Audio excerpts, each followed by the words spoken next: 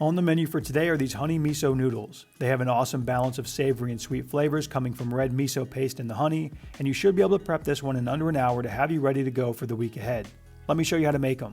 We're going to start by crafting our sauce. The most important ingredient here is the red miso. If you've never had miso before, it's a fermented paste that has a potent, salty, umami flavor. It smells like a college party in the best way possible. Add 3 tablespoons or 45 grams of that to the bowl, as well as 2 tablespoons or 30 grams of soy sauce, 1.5 tablespoons or 23 grams of rice vinegar, 3 tablespoons or 60 grams of honey, and 1/4 cup or 60 grams of chicken broth. Give that bowl a good stirring to dissolve all of that miso into the liquid. Next, prepare your chicken. You need 2.5 pounds or 1.135 kilos of boneless skinless chicken thighs, 1 teaspoon or 5 grams of oil, lightly season that with salt and pepper, then add 1 teaspoon or 3 grams of garlic powder, as well as 1/4 of that sauce mixture you just mixed together. Toss the chicken around with your hands so that we can evenly incorporate that sauce over each piece of the chicken.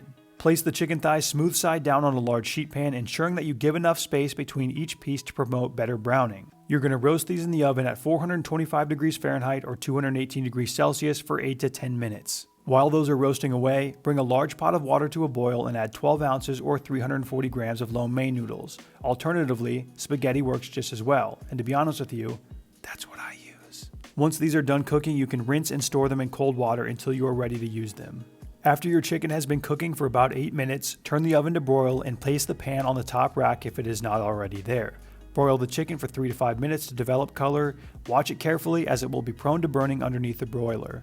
After the chicken is finished, you can set it aside to rest and begin to prep all of your vegetables. Take 1 medium or 200 grams of a sweet onion and cut it into thin slices. I like to do this by chopping off both ends, cutting the onion in half, and then slicing it from root to shoot. Next, you're going to use 2 medium or about 300 grams of zucchini, and we're going to cut these into a julienne. Start at one end of the zucchini and cut it on a bias into thin slices up the length of the vegetable. I then stack up all of those slices and cut them into matchstick shapes. If you have a food processor, you can certainly do this a lot faster using that. Next, you're going to take 4 medium or 300 grams of carrots, and we're going to cut these into ribbons by using a vegetable peeler. Take your vegetable peeler down the length of the carrot to create these thin ribbons. Alternatively, you can just buy the prepackaged matchstick carrots, and that will work just as well in this recipe.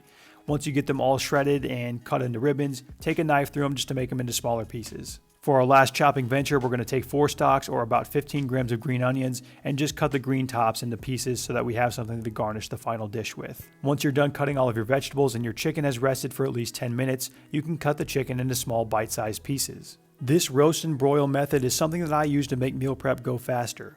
While it is in the oven, I can prepare the other components of the meal. Cooking it on the stovetop would be great, but that requires more of your attention and probably a bit more oil. Use your best judgment when you cook this chicken. If you have bigger pieces of thighs and feel that it needs to go longer than the 8 minutes for the roasting portion, let it go. You obviously want the chicken to be cooked throughout, but you absolutely do not want overcooked chicken. It's a little dance that you have to learn, but over time you can master it. To stir fry your vegetables, heat a large pan over medium-high heat and add a 1/2 tablespoon or about 8 grams of oil. We're going to cook your vegetables in order of the time it takes them to cook. So you start with the onions, then you're going to add in the zucchini and the carrots later on. Let the onions cook for a bit and begin to develop some color. If you salt this early, it will encourage water to come out of the onions and help to expedite this process. Create some space in the center of your pan, add about another 1/2 tablespoon or 8 grams of oil, and then dump your zucchini into the center. We're also going to add 1 tablespoon or 15 grams of minced garlic. I use the stuff from the bottle because it's easier. Obviously, fresh garlic would be better. Season this lightly with salt and pepper to taste. For one last time, you're going to create some space in the center of your pan and dump your carrots directly into that bare space. Allow the carrots to cook down a bit, and while this is happening, you can drain away the water from your noodles as we will be needing them next. You can see me doing this in the background with my super fancy expensive colander. Just kidding, it's my hand. I don't own a colander. I don't even own bowls, and that's why you have to see me use these plastic Elsa ones all the time. Fake it till you make it, kids. The entirety of our cooking is now done. All that is left to do is combine each component and plate it up. In a large pot with your noodles, you can dump in your chicken, the vegetables, and the remainder of your sauce. Stir it all together so that everything is saucy, and then season it with salt and pepper to taste if needed. This recipe is going to make 6 servings of food, so spread out 6 of your meal prep containers and divide the contents of your pot evenly between them. I just eyeball this. I don't care if it's exact. I usually just add a scoop to each dish until no food is left and it's close enough. If you want exact portions, take the weight of your pot and your food, subtract out the weight of the pot, divide this number by 6, and place that weight into each of your meal prep containers. If you eat all the meals, it will even out to be the same, which is why I don't think it matters.